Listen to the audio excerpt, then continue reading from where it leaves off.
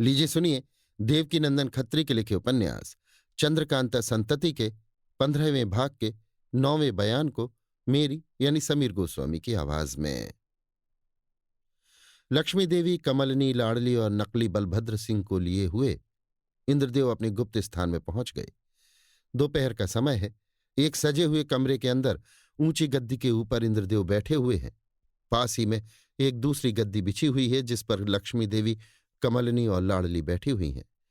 उनके सामने हथकड़ी, बेड़ी और रस्सियों से जकड़ा हुआ नकली बलभद्र सिंह बैठा है और उसके पीछे हाथ में नंगी तलवार लिए इंद्रदेव का अय्यार सरयू सिंह खड़ा है। नकली बलभद्र सिंह इंद्रदेव से, जिस समय मुझसे और भूतनाथ से मुलाकात हुई थी उस समय भूतनाथ की क्या दशा हुई वो स्वयं तेज सिंह देख चुके हैं। अगर भूतनाथ सच्चा होता तो मुझसे क्यों डरता?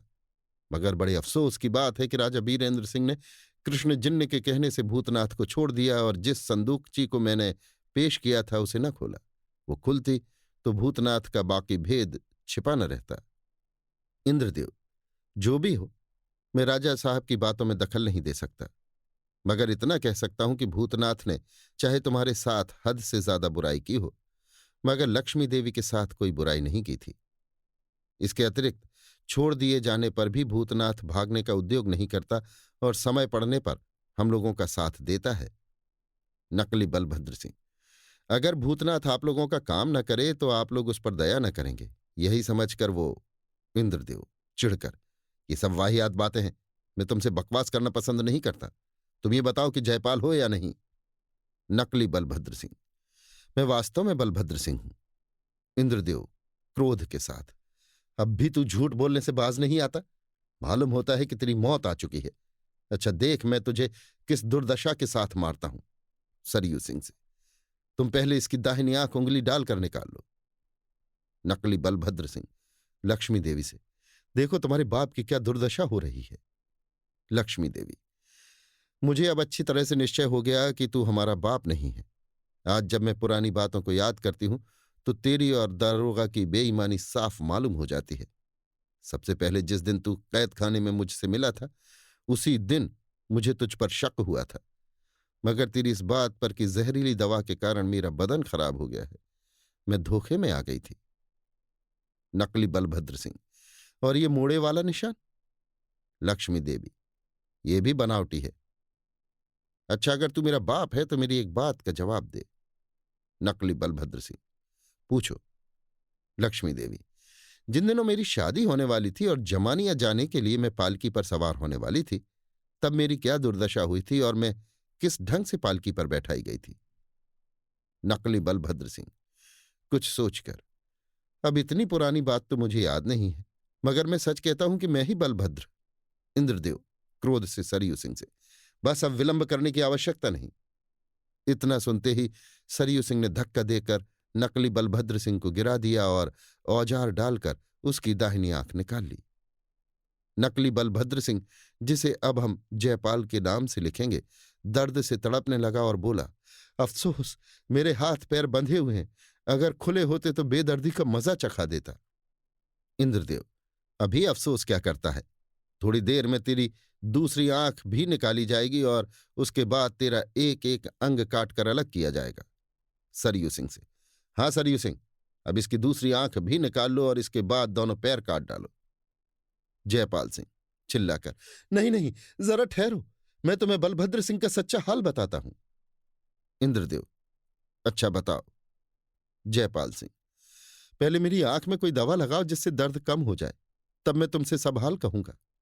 इंद्रदेव, ऐसा नहीं हो सकता, बताना हो तो जल्द बता, नहीं तेरी दूसरी आंख भी निकाल ली जाएगी। जयपाल सिंह, अच्छा मैं अभी बताता हूं।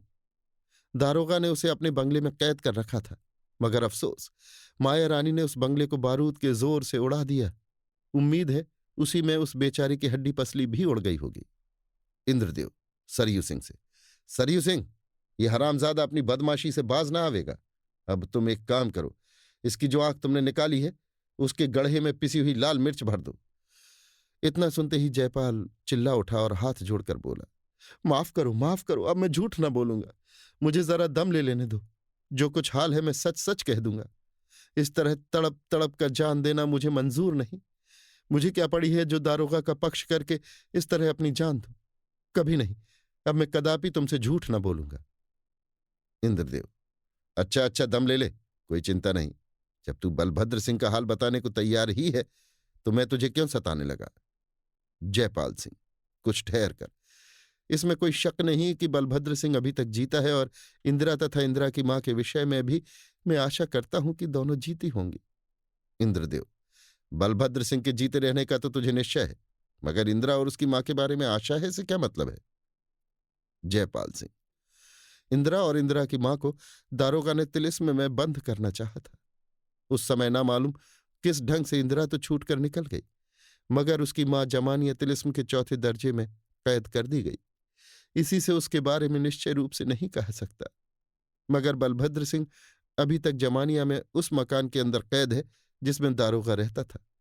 यदि आप मुझे छुट्टी दें या मेरे साथ चलें तो मैं उसे बाहर निकाल लूं, या आप खुद जाकर जिस ढंग से चाहे उसे छुड़ा लें। इंद्रदेव: मुझे तेरी ये बात भी सच नहीं जान पड़ती। जयपाल सिंह: नहीं नहीं, अब की दफे मैंने सच बता दिया है। इंद्रदेव: यदि मैं वहां जाऊं और बलभद्र सिंह ना मिले तो? जयपाल सिंह: मिलने न मिलने से मुझे कोई मतलब नहीं, क्योंकि उस मकान में से ढूंढ निकालना आपका काम है। अगर आप यही पता लगाने में कसर कर जाएंगे तो मेरा क्या कसूर। हाँ, एक बात और है, इधर थोड़े दिन के अंदर दारोगा ने किसी दूसरी जगह उन्हें रख दिया हो तो मैं नहीं जानता, मगर दारोगा का रोजनामचा यदि आपको मिल जाए और उसे पढ़ सके तो बलभद्र सिंह के छूटने में कुछ कसर न रहे। इंद्रदेव: क्या दारोगा रोजनामचा बराबर लिखा करता था? जयपाल सिंह: जी हाँ, वो अपना रत्ती रत्ती हाल रोजनामचे में लिखता था। इंद्रदेव: वो रोजनामचा क्यों कर मिलेगा? जयपाल सिंह: जमानिया के पक्के घाट के ऊपर ही एक तेली रहता है। उसका मकान बहुत बड़ा है और दारोगा की बदौलत वो भी अमीर हो गया है। उसका नाम भी जयपाल है और उसी के पास दारोगा का रोजनामचा है।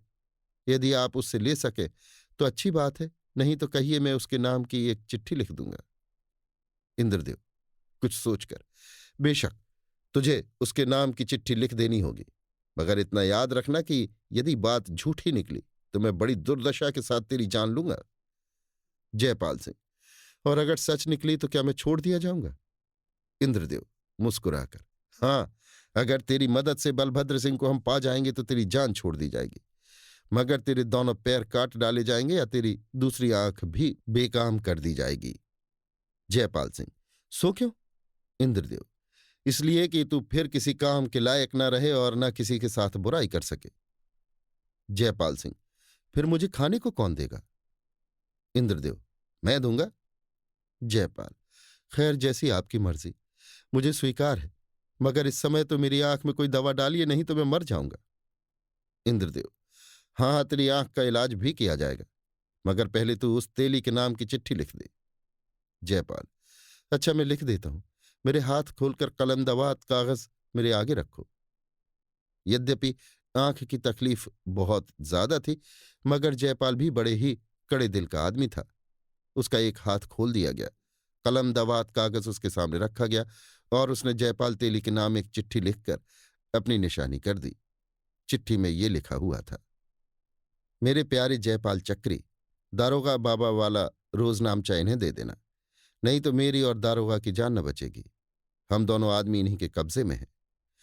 इंद्रदेव ने वो चिट्ठी लेकर अपनी जेब में रखी और सरयू सिंह को जयपाल को दूसरी कोठरी में ले जाकर कैद करने का हुक्म दिया तथा जयपाल की आंख में दवा लगाने के लिए भी कहा। धूर्तराज जयपाल ने निस्संदेह इंद्रदेव को धोखा दिया। उसने जो तेली के नाम चिट्ठी लिखकर दी, उसके पढ़ने से दोनों मतलब निकलते हैं। हम दोनों आदमी इन्हीं के कब्जे में हैं। यही शब्द इंद्रदेव को फंसाने के लिए काफी थे, अतः देखना चाहिए वहां जाने पर इंद्रदेव की क्या हालत होती है।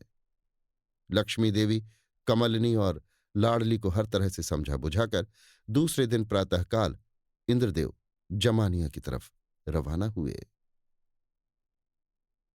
अभी आप सुन रहे थे देवकीनंदन खत्री के लिखे उपन्यास चंद्रकांता संतति के 15वें भाग के 9वें बयान को मेरी यानी समीर गोस्वामी की आवाज में।